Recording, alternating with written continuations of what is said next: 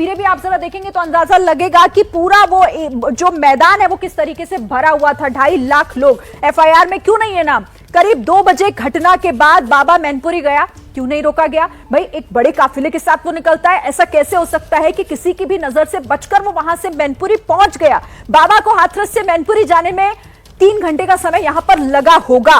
क्या आप सोते रहे? प्रशासन क्यों नहीं समय पर जागा? क्यों नहीं सजग हुआ? और क्यों नहीं बाबा को पकड़ा गया? एक महत्वपूर्ण सवाल। 24 घंटे से बाबा को पकड़ पाने में उत्तर प्रदेश की पुलिस नाकाम क्यों है? अब तक बाबा पहुंच से बाहर क्यों है? यहां पुलिस प्रशासन पर सवाल। हर बार लाखों की भीड़ जुटती है, सरकार ने गाइडलाइंस क्यों नहीं इसे लेकर तय की? यह भी एक सवाल है कि जब आपको पता है कि इतनी बड़ी संख्या में लोग यहां पर जुटते हैं तो क्यों नहीं आखिर इसे लेकर पहले से ही जो जरूरी कदम थे वो उठाए गए? बिलाल का रुख करते हैं। बिलाल, ये तो वाकई वाजिब सा सवाल है कि बाबा कोई ऐसे तो निकल जाता नहीं है एक गाड़ी में बैठकर, बाकायदा लाव लश्कर के साथ लग्जरी गाड़ियों का एक काफिला होकर गुजरता है, और क्या बाबा किसी की पकड़ में नहीं आया? ये 3 घंटे के रास्ते में बाबा को पकड़ना, उस तक पहुंचना इतना मुश्किल हो गया था?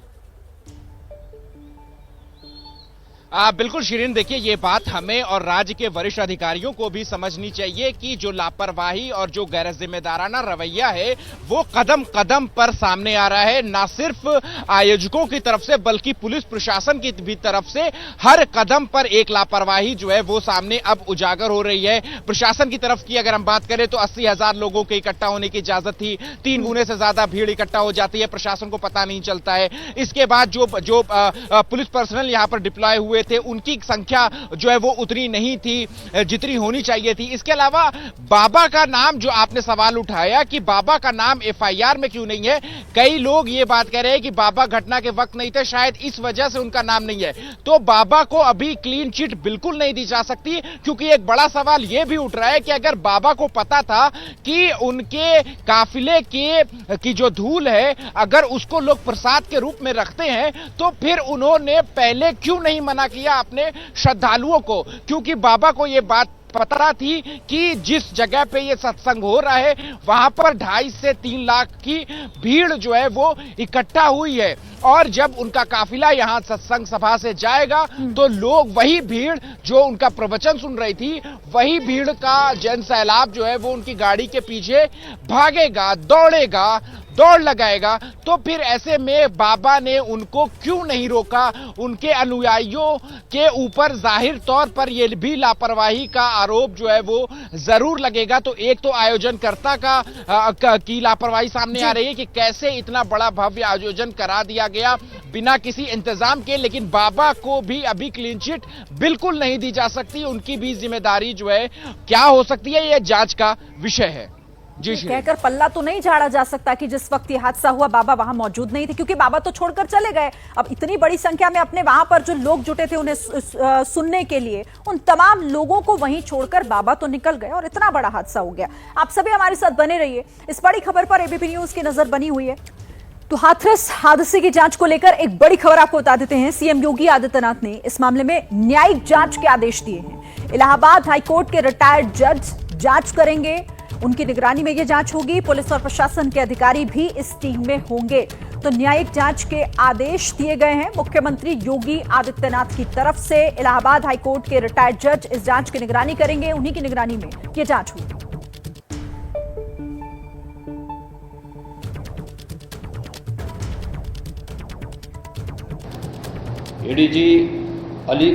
एडीजी आगरा की अध्यक्षता में एक एसआईटी गठित की है, जिसने अपनी प्रारंभिक रिपोर्ट दी है, और इस घटना की तह में जाने के लिए उनसे कहा गया है। बहुत सारे ऐसे पहलू हैं जिन पर जांच होनी बहुत आवश्यक है।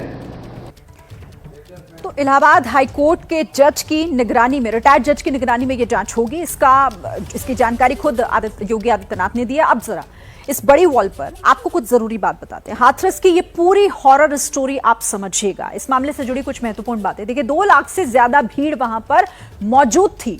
वहां 2 लाख से ज्यादा लोगों की संख्या थी। सत्संग के बाद बाबा निकला तो पब्लिक उनके पीछे दौड़ी और बहुत भगदड़ वहां पर क्यों मची इसे समझिएगा। बाबा के चरणों की धूल उठाने के चक्कर में भगदड़ मच गई।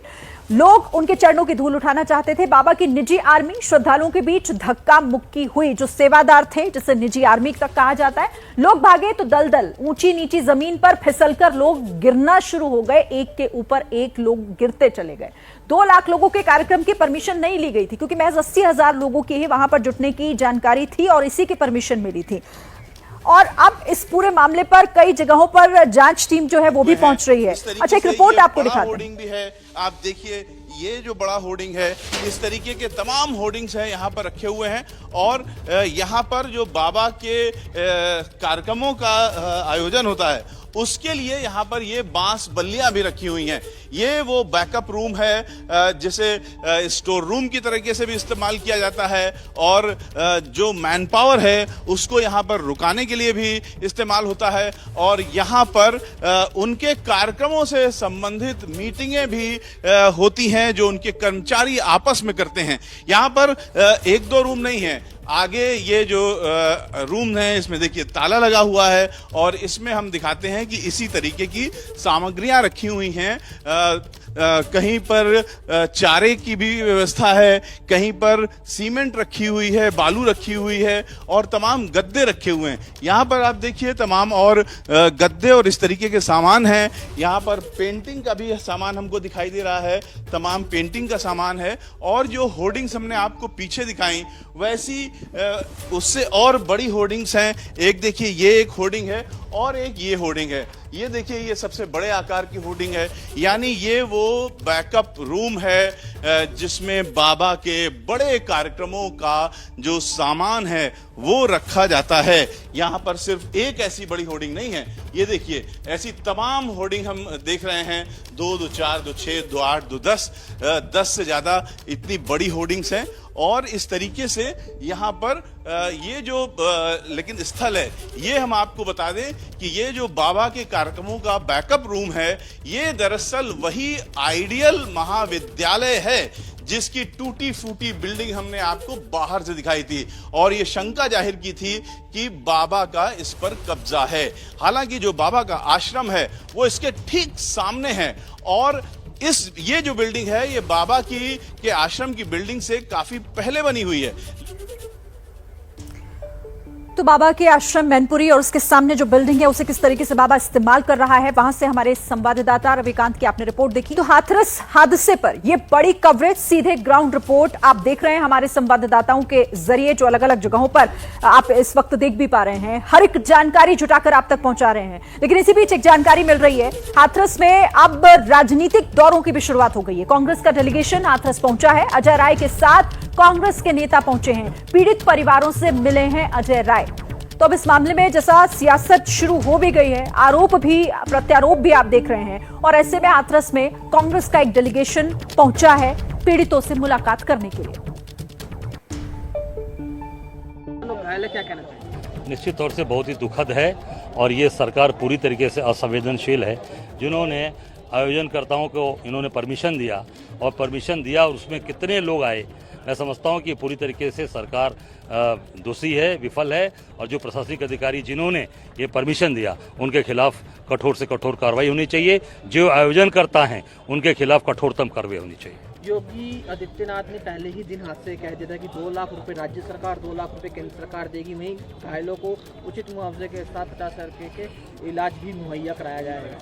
नहीं, 2-2 लाख से नहीं, कम से कम जो मृतक है उनको 1 करोड़ रुपए की उनको मुआवजा दिया जाए, सहयोग दिया जाए और उनको सरकारी नौकरी दी जाए और जो घायल हैं उनको कम से कम 25 लाख रुपए सहयोग किया। घायलों से आप मिलकर आ रहे हैं, वर्तमान